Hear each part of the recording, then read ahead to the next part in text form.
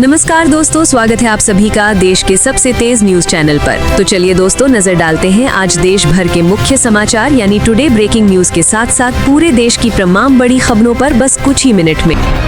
मध्य प्रदेश सरकार ने धान किसानों के लिए 337 करोड़ रुपए बोनस की घोषणा की है। इस योजना का मकसद किसानों की आय बढ़ाना और उन्हें आर्थिक राहत देना है। इसके तहत हजारों किसानों के खाते में सीधे राशि ट्रांसफर की गई है, जिससे उनकी खेती के खर्च में मदद मिली है। पंजाब में बाढ़ के कारण किसानों की फसलें और मशीनरी बर्बाद हो गई हैं। प्रभावित किसानों को राहत पैकेज और पुनर्वास योजना के तहत मदद दी जा रही है। राज्य सरकार की ये पहल किसानों की आर्थिक स्थिति सुधारने और नुकसान की भरपाई करने के लिए महत्वपूर्ण है।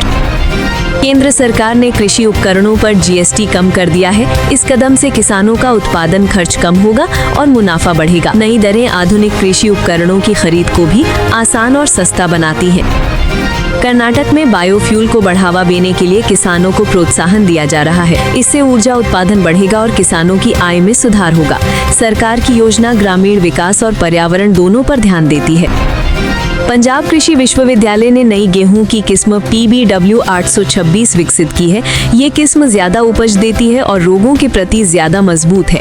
इससे राज्य के किसानों को बेहतर फसल और आय सुनिश्चित होगी। कृषि क्षेत्र ने Q1 में 3.7% की वृद्धि दर्ज की है। ये वृद्धि ग्रामीण अर्थव्यवस्था को मजबूत करती है और किसानों की आमदनी बढ़ाने में मदद करती है। सरकार की नीतियाँ और योजनाएं इस वृद्धि में योगदान दे रही हैं। किसानों को कम ब्याज वाले किसान क्रेडिट कार्ड से बड़ी मदद मिल रही है। अब तक 7.7 करोड़ किसान इसका लाभ ले चुके हैं। इससे उनके खेती के खर्च और ऋण भुगतान में आसानी हुई है।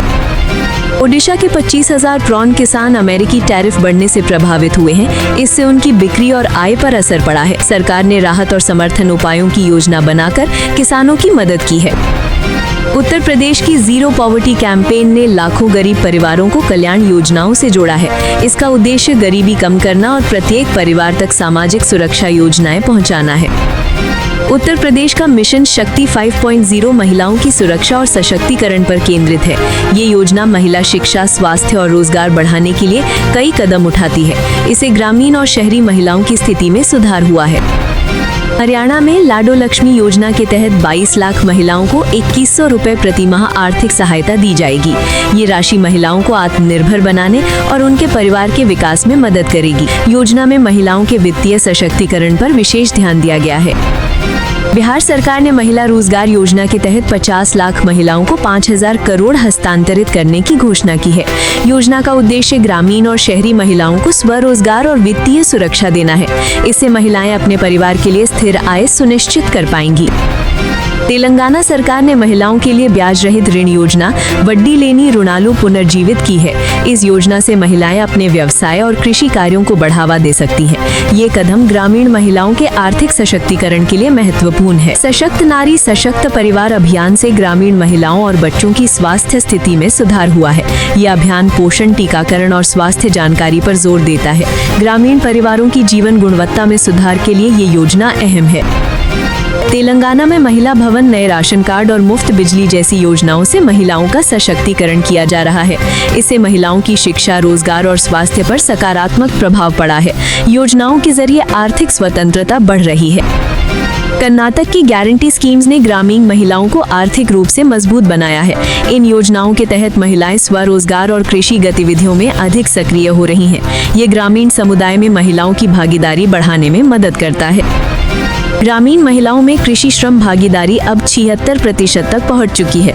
इससे महिलाओं की आर्थिक स्थिति में सुधार हुआ है और परिवार की आय बढ़ी है। महिलाओं की भूमिका खेती में और महत्वपूर्ण हो गई है। पंजाब में महिला किसानों के लिए आधुनिक कृषि उपकरण साझा करने के केंद्र खोले गए हैं। इन केंद्रों से महिलाएं तकनीकी जानकारी प्राप्त कर सकती हैं और उत्पादन बढ़ा सकती हैं। इससे महिलाओं का कृषि कार्य में योगदान मजबूत हुआ है।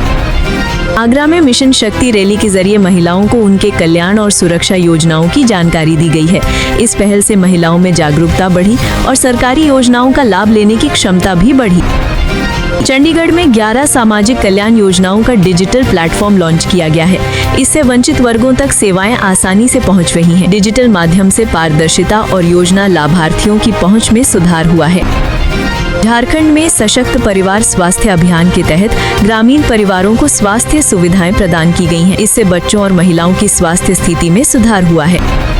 उत्तर प्रदेश के कई जिलों में मुफ्त टेलीमेडिसिन सेवाएं शुरू की गई हैं। इससे ग्रामीण क्षेत्रों में स्वास्थ्य सेवाओं की पहुंच बढ़ी है और चिकित्सकीय मदद तुरंत उपलब्ध हो रही है। कोलकाता में क्लाउड बर्स्ट से प्रभावित परिवारों को आपदा राहत पैकेज दिया गया है। राहत में राशन, कपड़े और वित्तीय मदद शामिल है। इससे प्रभावित परिवारों की स्थिति में सुधार हुआ है। ओडिशा की सुभद्रा योजना के तहत महिलाओं को सीधे आर्थिक सहायता दी जा रही है। इससे महिलाओं की वित्तीय स्थिति मजबूत हुई है और परिवार की आर्थिक मदद हुई है। प्रधानमंत्री आवास योजना के तहत 3.5 लाख नए घर स्वीकृत किए गए हैं। इससे गरीब परिवारों को स्थायी आवास मिला है और जीवन स्तर में सुधार हुआ है। प्रधानमंत्री गरीब कल्याण अन्न योजना के तहत 80 करोड़ लाभार्थियों को मुफ्त राशन दिया गया है। इससे ग्रामीण और शहरी गरीब परिवारों की खाद्य सुरक्षा सुनिश्चित हुई है। राष्ट्रीय खाद्य सुरक्षा अधिनियम के तहत ग्रामीण परिवारों को अतिरिक्त कोटा और सुविधाएं दी गई हैं। इससे कमजोर वर्ग की पोषण और जीवन स्तर में सुधार हुआ है। श्रम मंत्रालय ने असंगठित मजदूरों के लिए पेंशन भुगतान तेज किया है। इससे मजदूरों को वृद्धावस्था और जोखिम के समय वित्तीय सुरक्षा मिलती है।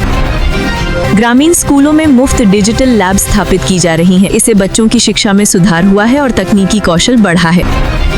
महिला स्वास्थ्य के लिए आयरन, फोलिक एसिड और पोषण अभियान चलाए जा रहे हैं। इससे महिलाओं और बच्चों में अनीमिया जैसी बीमारियां कम हुई हैं। गरीब परिवारों के बच्चों के लिए छात्रवृत्ति वितरण बढ़ाया गया है। इससे शिक्षा तक पहुंच बढ़ी है और बच्चों की पढ़ाई में मदद मिली है। प्रधानमंत्री स्वास्थ्य सुरक्षा योजना के तहत 2 लाख नए कार्ड जारी किए गए हैं। इससे गरीब परिवारों को मुफ्त स्वास्थ्य सुविधाएं मिली है। आंगनवाड़ी केंद्रों को पोषण फंड में 20% अतिरिक्त राशि दी गई है। इससे बच्चों और माताओं का पोषण स्तर बेहतर हुआ है। ग्रामीण गर्भवती महिलाओं के लिए 24x7 एम्बुलेंस सेवा उपलब्ध कराई गई है। इससे समय पर स्वास्थ्य सहायता मिल रही है और जीवन सुरक्षित हुआ है। जन औषधि केंद्रों की संख्या 12,000 पार हो चुकी है। सस्ती दवाइयां ग्रामीण और गरीब परिवारों तक पहुंच रही हैं।